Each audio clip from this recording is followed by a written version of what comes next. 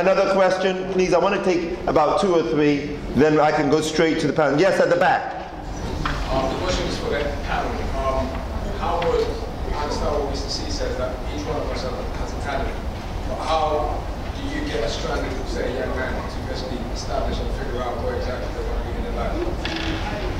How can you help a young man to be established to get to where they're going in life? Figure out what their passion is, or figure out what their purpose is. Okay. Right, and another one. Yes, ma'am, right here. Yes, hi there. My name is Christina.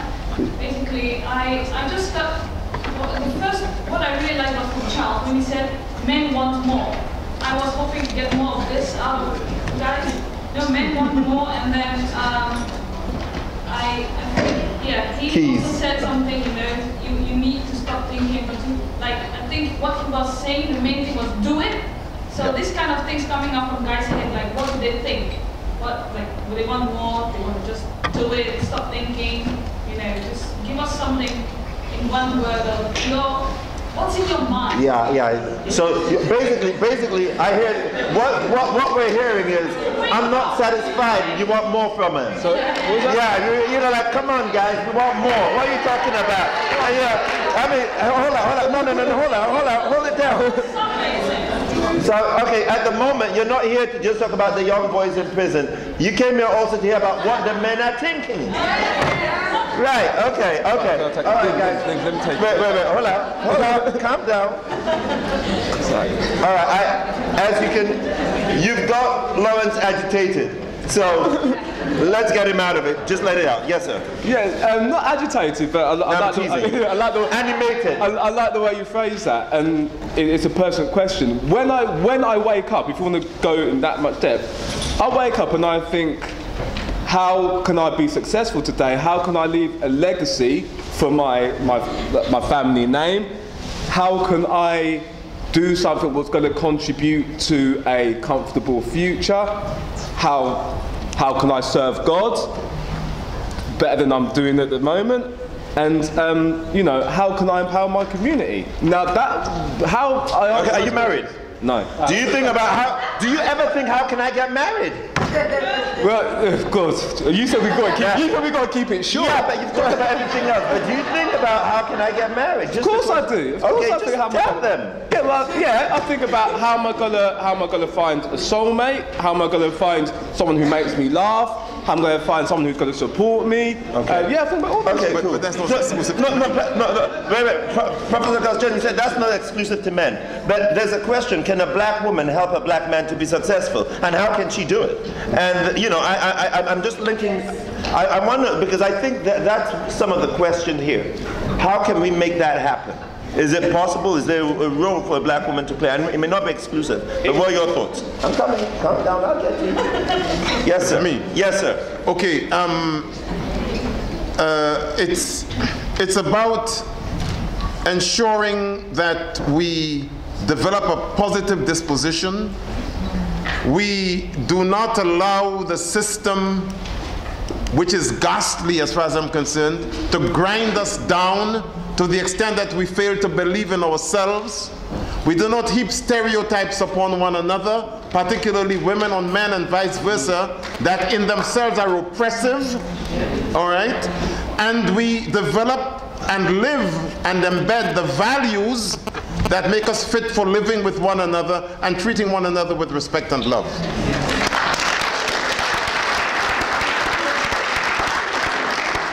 Thank you, sir. Thank you, sir. Yes. Please remember that I'm a comedian first, so that's how my brain works. We all remember that, but tell us this thing. So for me, the way how a woman can help a man to be successful is for her to be silent.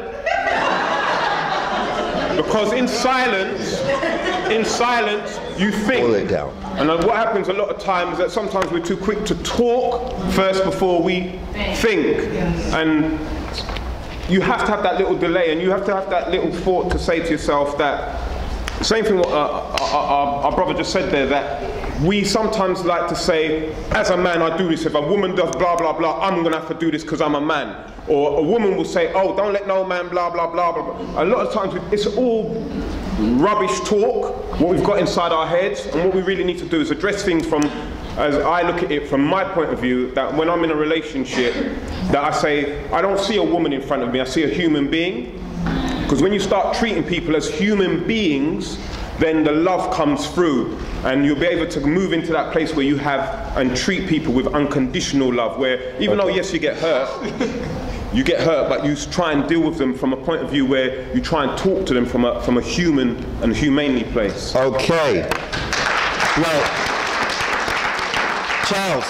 Charles, you spoke about the impact films have and the perceptions, and you were talking about the new film coming about women and all that stuff. Now, is there a place, you've heard different contributions, is there a place, and I'm going to embed the two, women helping the man to become successful, then men helping boys to become successful, identifying their path. How can that happen?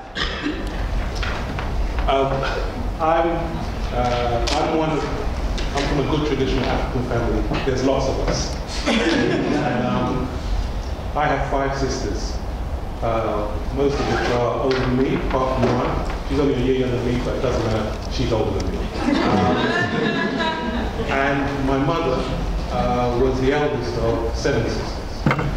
So I was brought up with many women. Yeah? I only really understood strong women, and that's generally what I'm attracted to. So women come in all shapes, sizes, colors, etc. And when there is a saying, behind every successful man is a strong woman, but generally behind that woman are other women. And what I kind of understood about trying to develop young men, etc., is for women to try to make men understand about women, so that they can make good choices, allow women to show them about nurturing, about forgiveness, about trust, things that sometimes men find it hard to do, and that they use as, or rather, when they're not able to do those things, they use as excuses to do things which aren't so good, so not so great. Because they're not handling their issues very well. And that comes back to this thing about when I said, sometimes I think men want more. Yeah. Men, I suppose, broadly speaking, not every guy, men are generally competitive. And so we will go after as much as we can get, whether that's women or money, power. We will try and do that. It's almost kind of inbuilt within us. And we even do that with trying to be successful in turning around young men. But I believe that what we've got to men to try and do is learn more of what Gus has been speaking about. Giving each other respect, properly. Not because you've got more money or a bigger car or whatever. Just respect as another human being. And you'll find that you get a lot of stuff back. Okay. You never ever mention. Okay, thank you very much. I'm going to take 3 more, but just a final comment. Not everybody on the panel is going to speak to every question, so please be aware of that and don't feel upset by that, audience or panel.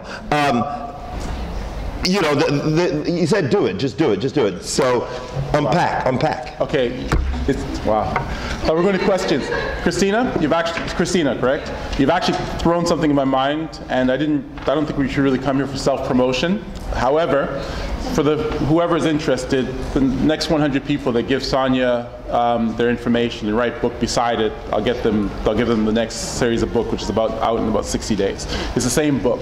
I'm also going to ask for some feedback. My payback will be, because I have a 2-year-old daughter, Nina Simone Adora, and the payback will be, the next one is NPR, but it's Money, Power, Respect for girls. So it's for her. So the more women that can give me contributions back to it, would be fantastic.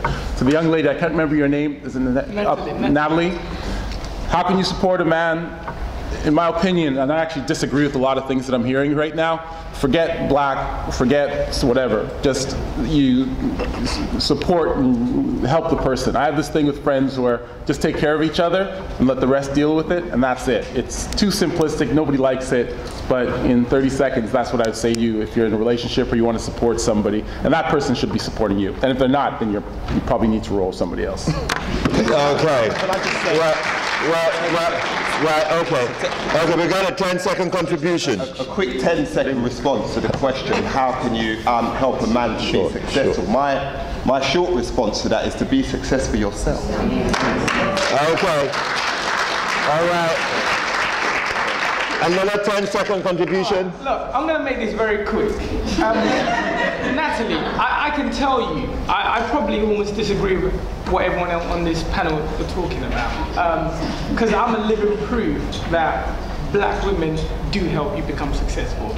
I'm going to give you a very funny example. Sonia Meggie has helped me a great deal in my life. I think I've become reasonably successful by most people's standards. But I'll tell you what's interesting. Charles just said men are very competitive. You see, the problem that we have is we're very competitive. But have you ever seen someone running to try to get to a bus but they're on their treadmill? So they can't catch the bus. Men run, but they have no focus. And what women do is say, look mate, calm down, run this way, because that's where the door is. And that's exactly what women do for us. Thank you. Well, you see, there are a lot of generalities here, and there are more questions, but my panel ain't giving me any break. Okay, yes, Prof. I just want to say one thing. Sure. One of the problems with a discussion like this is that, as Nils was saying, we deal in generalities. Yes. And sometimes that becomes very dangerous. Yes. Because you see, men is not a homogeneous group. Nope. And when people talk about how should men assist boys in becoming men, there are some men who are not men themselves. They don't even know how to get there. Okay? So therefore, it's like the whole business about absent fathers. Some of those fathers said, goddamn well be absent, because they're no use when they're present. Okay. And it heaps up and it heats up. Okay, I got to take some more from there, please, because you've just said something, so I just want to get some. Right. Yes, ma'am, over there, and another hand over there, and another hand over there. Okay, let's go. 1, 2, 3. Yes, ma'am. Delia. I saw Delia first time. Delia, go on, please.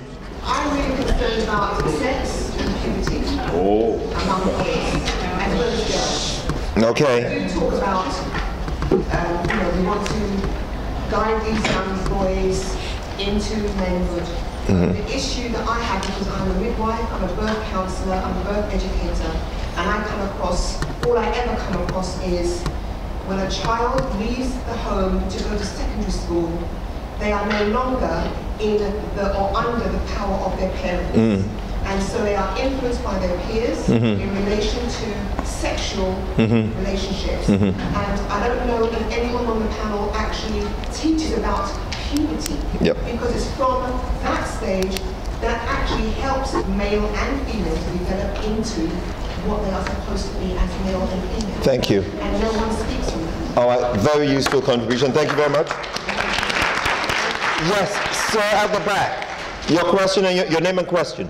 My name is Damon. I'd like to know from the panel, why do they believe there's such a concerted effort by the mainstream media to portray black men in a certain way, which is more often than not negative? Okay, why is the media doing this? Why is the media portraying black